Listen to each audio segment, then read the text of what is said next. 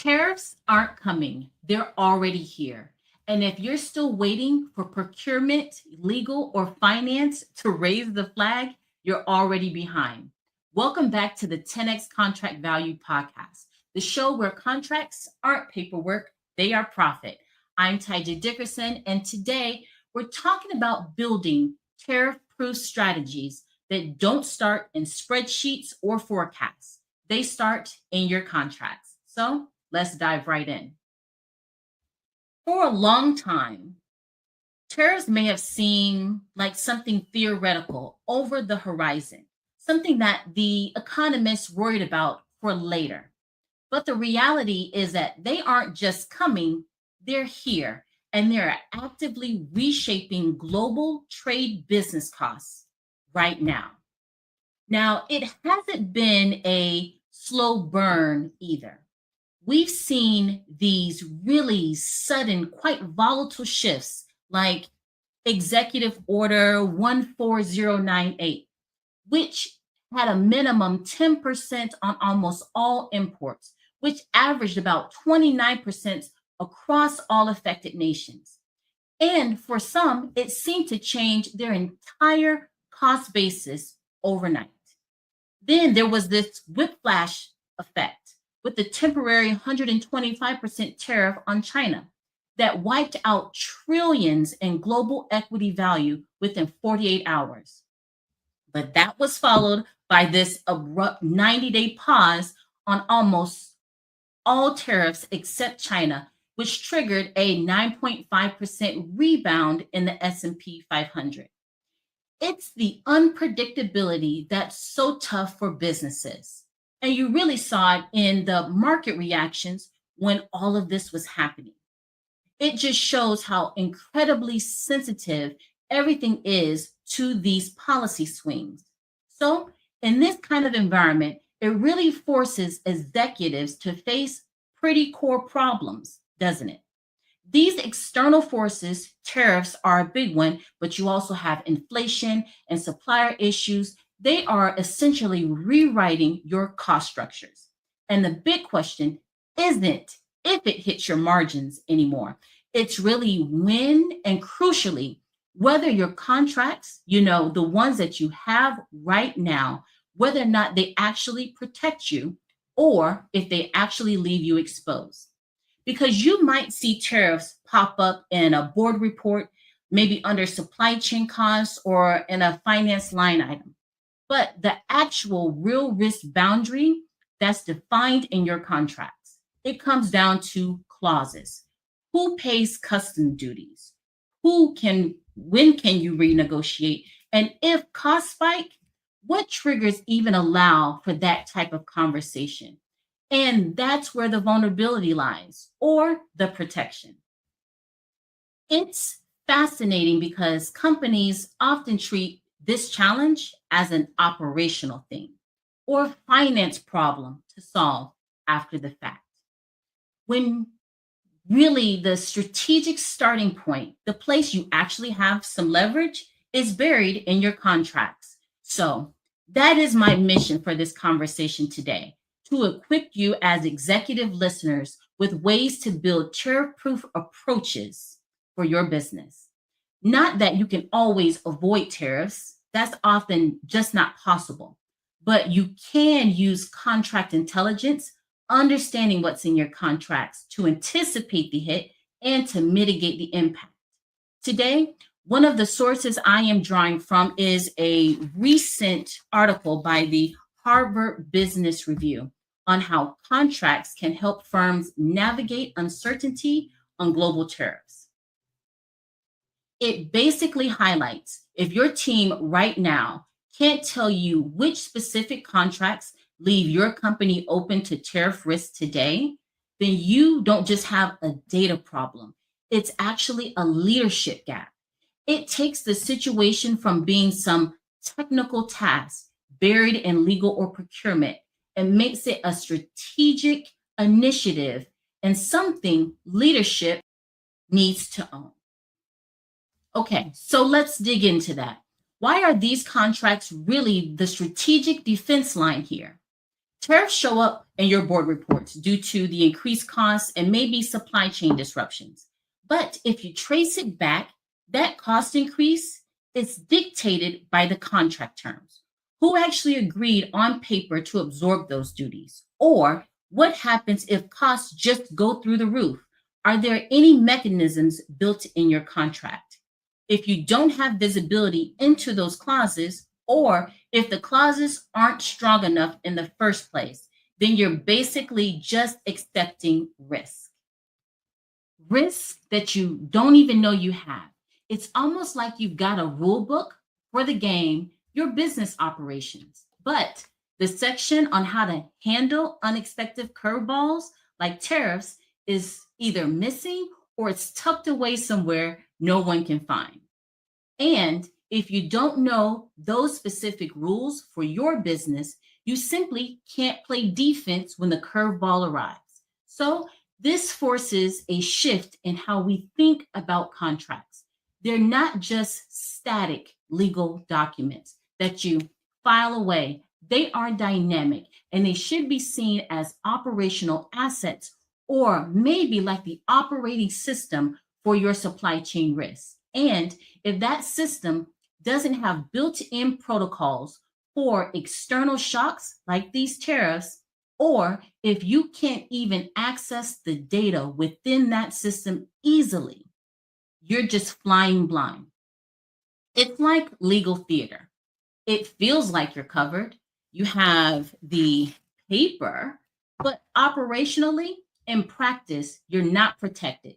And that gap costs you margin, pure and simple. So, if contracts are the defense and visibility into them is the key, how do companies actually build that capability in their contracts? Well, that's what we're going to address today. Here are 4 tariff proof strategies. First, dynamic price adjustment clauses. This is where price adjustments are tied to concrete objective data points. For example, price adjustments based on the official US import duty rate for a specific commodity that is maybe published monthly, or maybe leverage a specific independent price index for a key material. This could look like pricing will adjust quarterly in a line with the US steel index, moving from vague to very specific, which removes the ambiguity and makes it predictable, maybe even automatable, which leads right into the second strategy, predefining renegotiation triggers built right into the contract. So you are not waiting for until someone raises the flag that margins are getting hammered weeks or even months later. The triggers are built right into the contract with specific thresholds. For instance, you could say if a tariff on a key component jumps by more than, say, 10% from the rate in the contract, it automatically triggers the defined process to renegotiate terms. And this applies to force majeure clauses as well. You need to be explicit, include situations like tariffs and trade policy changes in your force majeure language. Yes, material changes in trade policy, tariffs, and sanctions.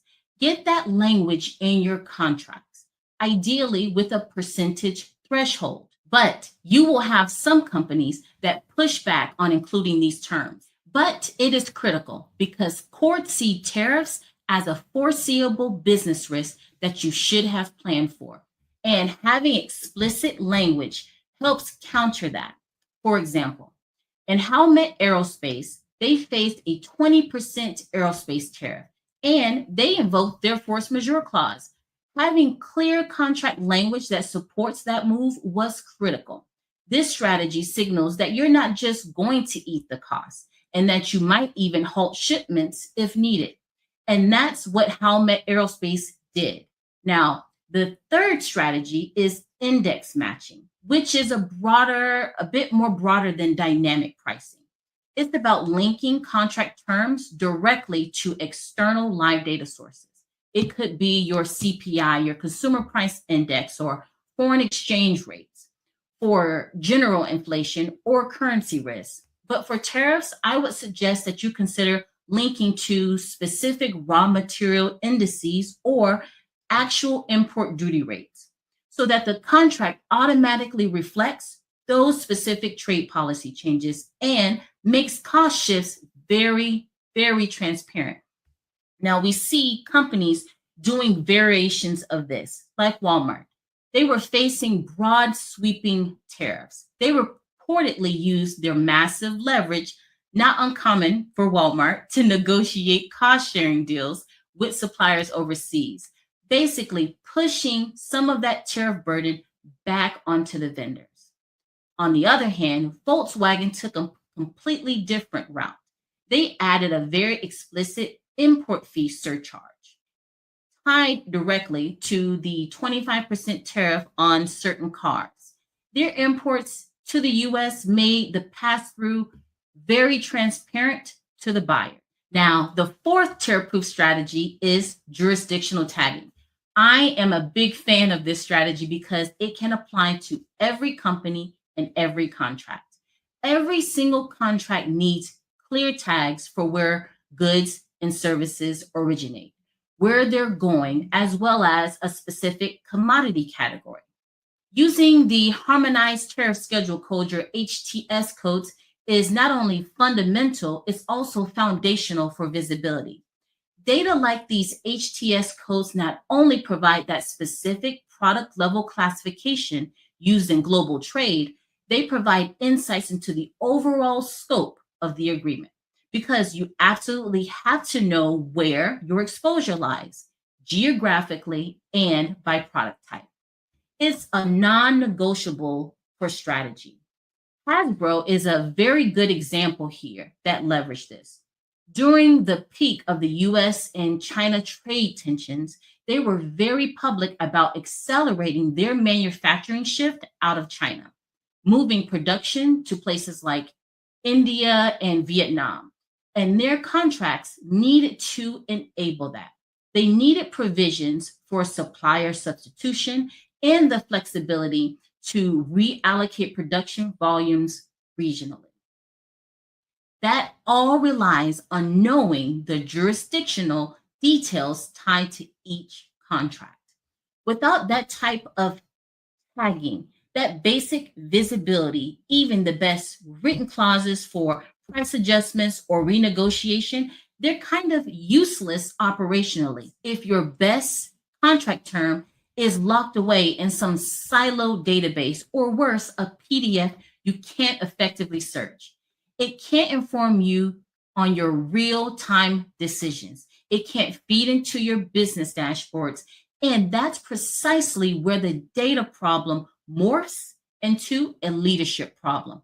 The risk, the tariff risk, is often fragmented. It's buried deep in clauses across hundreds, maybe even thousands of contracts, hidden by assumptions, maybe unchecked assumptions about who's responsible for what when things actually change. So, leaders need that real time portfolio view. Which specific terms expose you? Who's contractually curing the cost burden right now? And crucially, when you can legally act or renegotiate based on market shifts. Data isn't just helpful here, it's your primary line of defense, and the intelligence that you would derive from that type of data, that's your biggest source of leverage.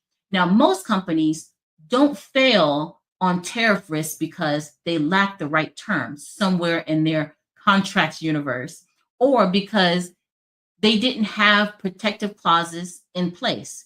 They fail because they couldn't find those terms fast enough, or they didn't know which specific contracts contained them. So they couldn't act proactively. Visibility is the moat protecting your margins. Now, a global manufacturer that we worked with was hit with a bill for almost $12 million in unexpected tariffs costs. But because they leveraged contract intelligence and discovered 37 existing contracts with provisions for renegotiations linked to cost spikes like tariffs, they had these terms built into their contracts, but no one had visited those terms for years. The defense was already built, but it was invisible. So, by simply finding and activating those existing contractual rights, they were able to recover $7.8 million in 60 days. That's the kind of tangible, immediate value that visibility unlocks, and it's not theoretical.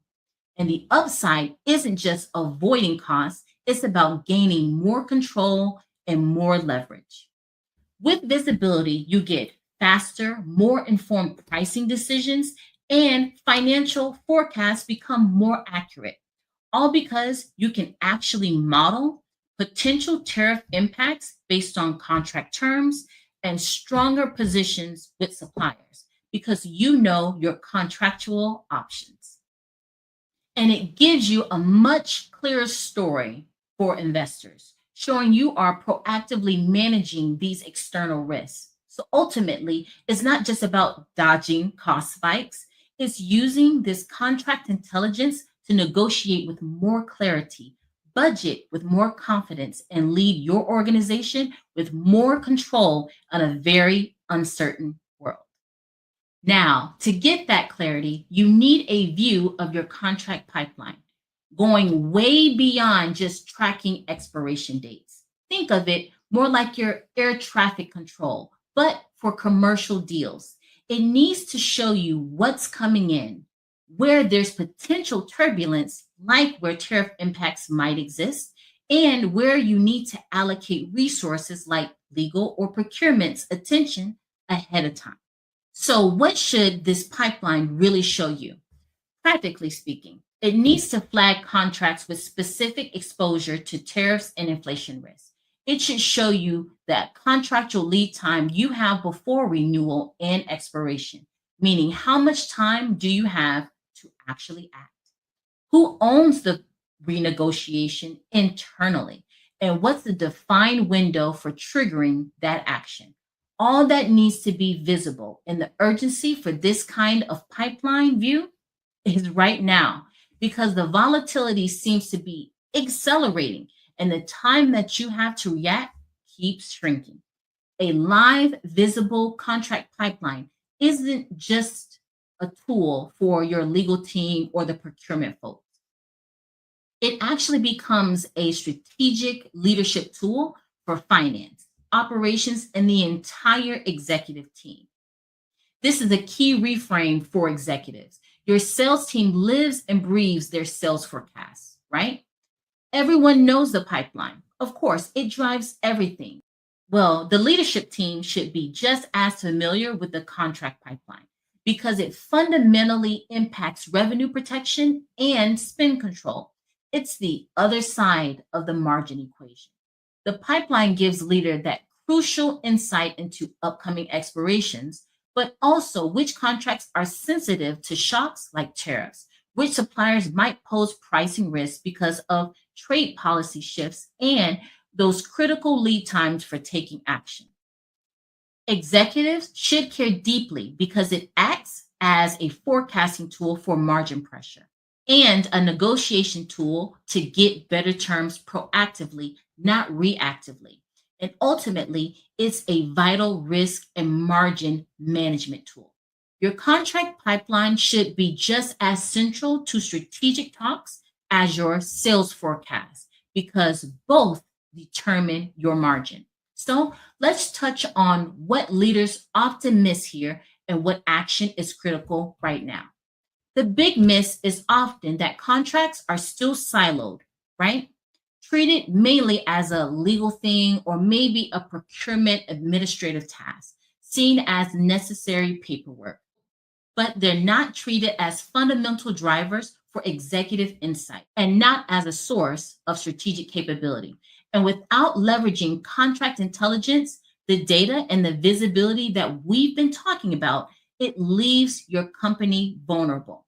You simply can't align your strategy effectively without contract intelligence. Your overall business strategy, your sourcing decisions, and your spend management. They stay disconnected dangerously when these external shocks hit. So, As a leader, your job isn't necessarily to be redlining clauses or reviewing contracts yourself. Not at all. Instead, it's to ensure your organization builds the capability for this visibility and the readiness into its basic operating model. The mindset shift here is key. You just can't afford to be surprised by tariff impacts anymore, not when the clues and often the actual controls, those contractual controls, are already embedded in your existing agreements. You just need to be able to see them. And here's maybe a bonus thought on that. Contract data isn't just legal data. It's tier one enterprise data, and it should feed your sourcing strategy. It should inform your pricing models, and it absolutely should be a critical input for your board level risk discussions and strategic planning.